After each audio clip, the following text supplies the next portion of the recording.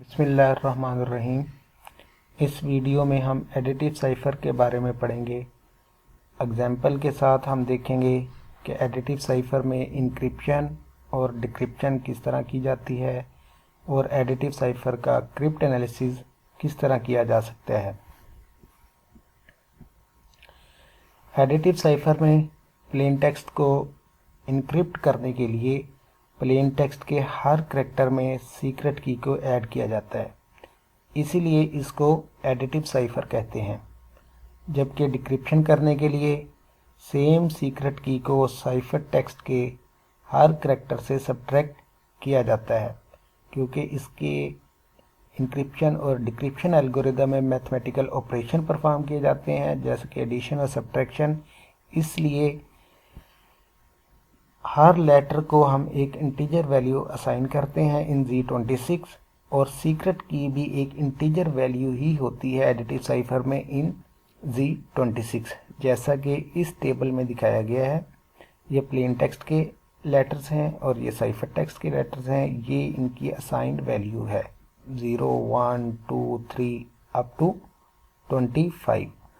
अब जब हमने एडिशन और सब्ट्रैक्शन परफॉर्म करने हैं तो हमने ये कॉरस्पॉन्डिंग वैल्यूज़ को इस्तेमाल करना है प्लेन टेक्स्ट और साइफ़र टेक्स्ट के।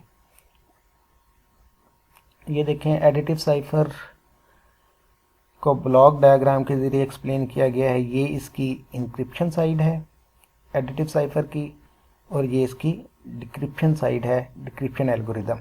इंक्रिप्शन एल्गोरिदम में देखें कि प्लेन टेक्स्ट के हर करैक्टर के अंदर हम की को ऐड करते हैं और उसके ऊपर मोड 26 अप्लाई करने के बाद जो रिज़ल्ट आएगा वो साइफ़र टेक्स्ट की इंटीजर वैल्यू होगी। इसी तरह डिक्रिप्शन एल्गोरिदम में साइफ़र टेक्स्ट की इंटीजर वैल्यूज़ को लेंगे और सेम की को हम सब्ट्रैक्ट करेंगे और जो इंटीजर वैल्यू आएगी मोड 26 अप्लाई करने के बाद वो प्लेन टेक्स्ट की इंटीजर वैल्यू हो जाएगी। एग्जाम्पल देखें, फॉर एग्जाम्पल देखें जी, अगर हमारे पास प्लेन टेक्स्ट है हेलो और की हमारे पास है 15 और हम इसको इनक्रिप्ट करना चाह रहे हैं, तो हमने क्या करना है, पहले हेलो के हर करैक्टर की इंटीजर वैल्यूज़ लेनी है। वो कहाँ से मिलेगी, वो आपको इस टेबल से। देखें HELLO, इस तमाम लेटर्स के अगेंस्ट जो इंटीजर वैल्यूज़ है वो आपकी H के अगेंस्ट 7 जो कि इस टेबल से ली गई, H7। E के अगेंस्ट कौन सी है जी, E की 04। ये हमने प्लेन टेक्स्ट के हर करैक्टर की इंटीजर वैल्यू ले ली। अब हमने क्या किया, H की इंटीजर वैल्यू ली, उसके अंदर की को ऐड किया और उसके ऊपर मोड 26 अप्लाई किया, तो हमारे पास रिज़ल्ट आएगा 22।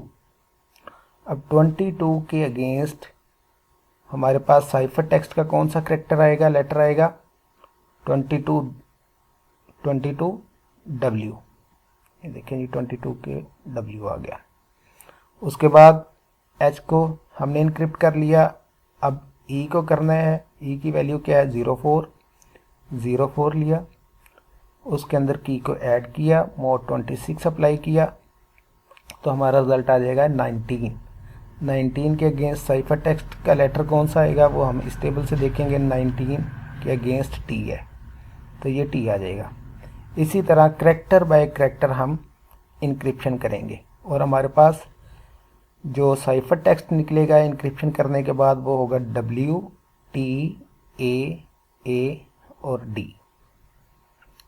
इसी तरह डिक्रिप्शन में फ़र्ज़ करें कि हमारे पास ये साइफ़र टेक्स्ट है WTAAD और हमारे पास सीक्रेट की है 15 सेम। तो हम क्या करेंगे कि इसके हर करैक्टर की इंटीजर वैल्यूज़ को पहले लिखेंगे क्योंकि इस टेबल से आएगी। W के अगेंस्ट 22 ये इंटीजर वैल्यू है, इस इंटीजर वैल्यू से हम सीक्रेट की को माइनस करेंगे, -15। रिज़ल्ट जो भी आएगा उसके ऊपर मोड 26 अप्लाई करेंगे तो हमारे पास एक इंटीजर वैल्यू आ जाएगी जो कि इस केस में 7 आई। 7 के अगेंस्ट प्लेन टेक्स्ट H है जो कि इस टेबल से मिला हमें। 7 के अगेंस्ट H प्लेन टेक्स्ट है तो ये H आ गया। फिर नेक्स्ट करैक्टर की वैल्यूज़ लेंगे, सेम सीक्रेट की को माइनस करेंगे और हमारे पास ये वैल्यू आ जाएगी। इस वैल्यू के अगेंस्ट इंग्लिश का कौन सा लेटर है वो हम इस टेबल से देख लेंगे, 04 के अगेंस्ट E। इसी तरह बाकी करैक्टर्स भी हम डिक्रिप्ट कर लेंगे।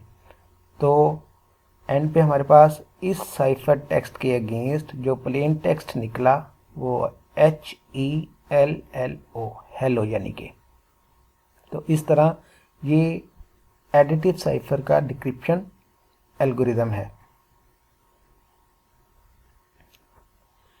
एडिटिव साइफर का क्रिप्ट एनालिसिस, इसकी सबसे एडिटिव साइफर की वर्नेबिलिटी जो है वो ये है कि इसकी नंबर ऑफ कीज़ बहुत स्मॉल है। फॉर एग्जांपल इनक्रिप्शन करने के लिए मैक्सिमम कीज़ जो इस्तेमाल हो सकती है वो कर सकते हैं, वो 0 से लेके 25 तक कर सकते हैं। जो भी की वैल्यू होगी वो ईडी में से ही होगी। तो इसका मतलब यह है कि मैक्सिमम पॉसिबल कीज़ कितनी है, 26, 0 से 25 तक। अब अगर किसी अटैकर के पास सिर्फ साइफर टेक्स्ट हो और उसको पता हो कि एडिटिव साइफर इस्तेमाल किया गया है तो वो क्या कर सकता है, वो उसको सिर्फ और सिर्फ मैक्सिमम 26 कीज़ को चेक करना है, जो कि वो 1 बाय 1 ईजीली कर सकता है।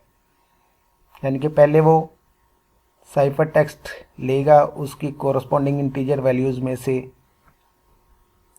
0, 1 माइनस कर देगा, देखेगा कि क्या प्लेन टेक्स्ट निकला है। अगर कोई सेंस बना रहा हुआ तो स्टॉप कर देगा कि ये की है। अगर सेंस नहीं बना रहा होगा तो वो नेक्स्ट की इस्तेमाल कर लेगा। फिर नेक्स्ट की, जहाँ पे भी सेंसिबल कोई प्लेन टेक्स्ट मिला तो वहाँ पे वो रुक जाएगा। एग्जाम्पल के तौर पे देखें, फ़र्ज़ करें कि अटैकर के पास ये साइफर टेक्स्ट है, सिर्फ ये साइफर टेक्स्ट है अटैकर के पास और कुछ नहीं है, सिर्फ उसको इतना पता है कि एडिटिव साइफर इस्तेमाल किया गया है। अब अटैकर को पता है कि एडिटिव साइफर के अंदर टोटल नंबर ऑफ कीज़ कितनी हो सकती हैं, 26, 0 से लेके 25 तक।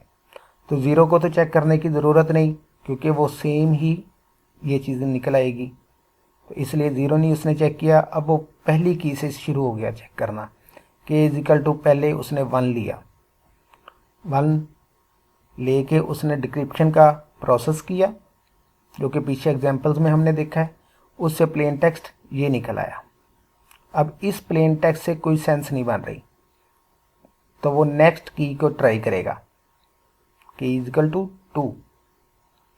यहाँ पे देखें, उसने जब k इक्वल टू 2 के ज़रिए डिक्रिप्शन की इस साइफर टेक्स्ट की तो ये प्लेन टेक्स्ट निकला।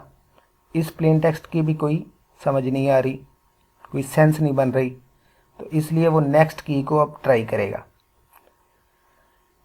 नेक्स्ट की को ट्राई किया तो ये प्लेन टेक्स्ट आ गया, ये भी सेंसलेस है, सेंस नहीं बन रही इसकी। तो इस तरह वो करते करते 1 बाय 1 करता जाएगा। जब k इक्वल टू 7 तक पहुंचेगा तो प्लेन टेक्स्ट ये निकल आएगा, नॉट वेरी सिक्योर। अब ये देखें, ये सेंस बना रही है सेंटेंस कि नॉट वेरी सिक्योर, ये सेंसिबल कोई चीज़ बन रही है।